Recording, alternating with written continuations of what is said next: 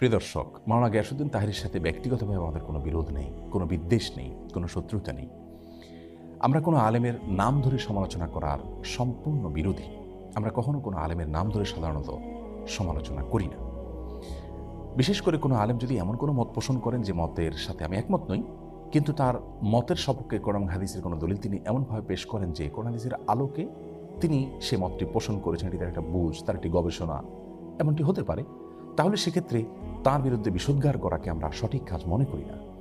কিন্তু গানে গানে এখানে মাওলানা গিয়াসউদ্দিন তাহের সাহেব যে কথাগুলো বললেন, আল্লাহর দনরা সুলকে দিয়া গেলেন আল্লাহ গায়ের হইয়া, আল্লাহর দনরা সুলকে দিয়া গেলেন আল্লাহ গায়েব হইয়া, রাসূলের ধন খাজা পাইয়া, রাসূলের ধন খাজা পাইয়া শুইয়া আছে আজমিরে, কেউ ফিরে না খালি হাতে, খাজা তোমার। গানে গানে এখানে তিনি যে কথাগুলো বলেছেন, এ কথাগুলো যদি একজন ইমানদার মানুষ বলেন, বিশ্বাস করেন, তাহলে তিনি সঙ্গে সঙ্গে বেঈমান হয়ে যাবেন, সঙ্গে সঙ্গে তিনি ইসলাম থেকে খারিজ হয়ে যাবেন। তার সঙ্গে আর একজন মুশরিকের, একজন হিন্দুর কোনো পার্থক্য থাকবে না যদি তিনি এই গানের কথা মানাগুলোকে বিশ্বাস করেন। কারণ এখানে সুস্পষ্টভাবে আল্লাহর সঙ্গে শিরকে আকবর হয়, বড় শিরক হয়, এরকম কথা রয়েছে। এখানে বলা হচ্ছে যে আল্লাহর ধন রাসূলকে দিয়ে আল্লাহ গেলেন গায়েব হইয়া।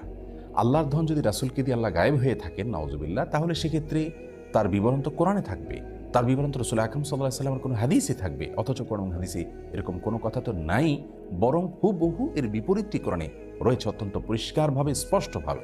সূরা আনআম সহ কোরআন কারীমের 2 জায়গায় আল্লাহ রাব্বুল আলামিন বলেছেন তার রাসূলকে নির্দেশ দিয়ে, কুল লা আকুলু লাকুম ইনদি খাযাইনুল্লাহ ওয়ালা আ'লামুল গায়ব। হে রাসূল, আপনি বলে দিন মানুষদেরকে, আমি কখনো তোমাদেরকে এই কথা বলি না যে আল্লাহর ধনভাণ্ডার আমার কাছে আছে এবং আমি গায়েবও জানি না।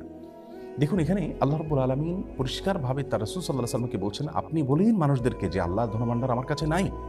সুবহানাল্লাহ, কেমন যেন এই গানের খণ্ডনে আল্লাহ তাআলা আয়াত নাজিল করেছেন। গানের কথামালা সরাসরি এই কোরআনে কারীমের বিপরীত।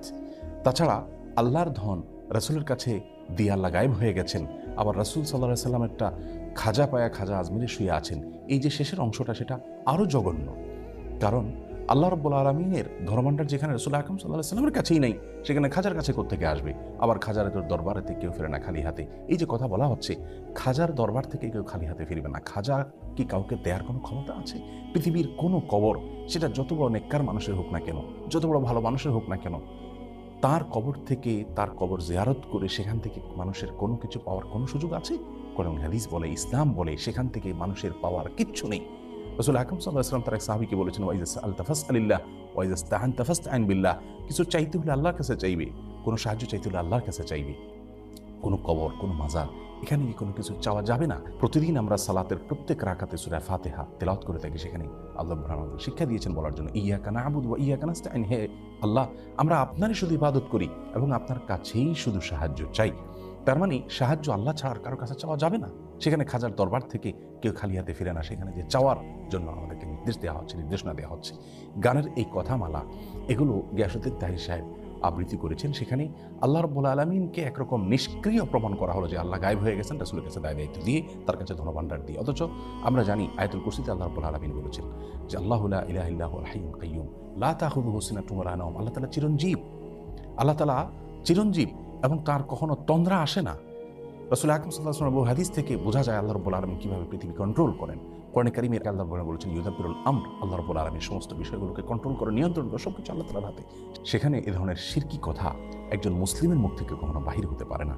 একজন আলেম তো অনেক পরের কথা, একজন ওয়াইজ বা বক্তা তো অনেক পরের কথা। আরেকজন বক্তা তার পীরের কারামতি বলতে গিয়ে তিনি আল্লাহ রাব্বুল আলামিনের যে পাওয়ার, আল্লাহ রাব্বুল আলামিনের যে শক্তি, সেটা তার পীরের জন্য সাব্যস্ত করেছেন। আমি হযরত কিবলা আলমের সামনে তো গোটা কায়নাত আমার হাতের সামনে, এজন্য আমি কোন বলে এটা ফায়াকুন হয়।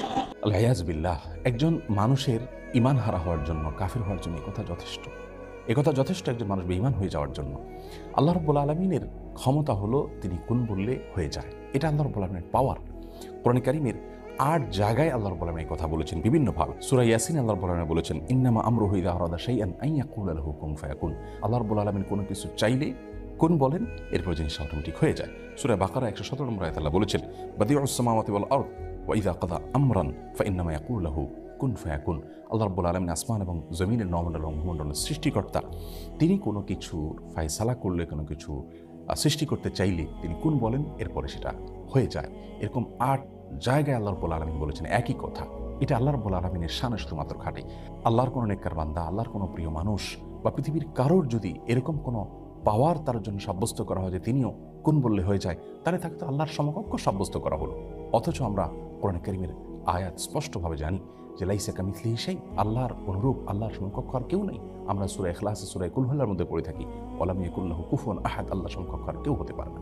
সুতরাং কোনো পীর বা বুজুর্গের হাতে কোনো পাওয়ার রয়েছে, তিনি কোন বললে সবকিছু হয়ে যায়, এরকমটি যদি কেউ বিশ্বাস করেন, তাহলে সঙ্গে সঙ্গে তিনি বেঈমান হয়ে যাবেন, ঈমান হারা হবেন, মুশরিকে পরিণত হবেন, শিরকে আকবরে লিপ্ত হয়ে যাবেন। আর শিরকে আকবরে লিপ্ত হওয়ার পর কেউ যদি তওবা ছাড়া মৃত্যুবরণ করেন, আল্লাহ রাব্বুল আলামিন তার সেই গুনাহ কখনো মাফ করবেন না, এবং শিরকে আকবরে লিপ্ত হওয়ার কারণে তার পেছনের সমস্ত নেক আমল বরবাদ হয়ে যায়। আল্লাহ রাব্বুল আলামিন কোরআনে কারীমে তার রাসূল সাল্লাল্লাহু আলাইহি ওয়াসাল্লামকে বলেছেন, লাইন আশরাকতা লা ইয়াহবাতান্না আমালুক, যদি আপনি শিরকে লিপ্ত হন আপনার সমস্ত আমল বরবাদ হয়ে যাবে। কথাগুলোকে যারা সায় দিবেন, এগুলোকে যদি কেউ বিশ্বাস করেন, তাহলে সেক্ষেত্রে তারাও ঈমানদার হারা হবেন।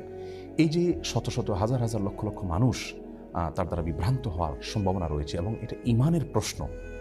এই জায়গায় আমরা চুপ থাকতে পারছি না, এখানে আমাদেরকে কথা বলতেই হচ্ছে। আমি আমার ভাই মাওলানা গিয়াসউদ্দিন তাহেরের প্রতি বিনীতভাবে আরজ করতে চাই, প্রিয় ভাই আমার, ঈমানের প্রশ্ন আমাদেরকে আল্লাহর কাছে যেতে হবে। আমরা অন্য যাই করি না করি, অন্তত ঈমান হারা হওয়ার মতো কথা, শিরকে আকবর হওয়ার মতো কথা থেকে আমাদের বেঁচে থাকা উচিত। আল্লাহ রাব্বুল আলামিনের ভয়ে অন্তত আপনি তওবা করুন এবং আল্লাহর কাছে ফিরে আসুন, এবং আপনার এই কথাকে আপনি প্রত্যাহার করুন। এতে আপনি আল্লাহর কাছে সম্মানিত হবেন, মানুষের কাছেও সম্মানিত হবেন ইনশাআল্লাহ বিইذنিল্লাহ। আল্লাহ তাআলা আমাদের সকলকে শুদ্ধ এবং সুন্দরের পথে থাকার তৌফিক দান করুন, ঈমান হারা হওয়ার মতো কথা এবং বিশ্বাস থেকে বেঁচে থাকার তৌফিক নসিব করুন। আসসালামু আলাইকুম।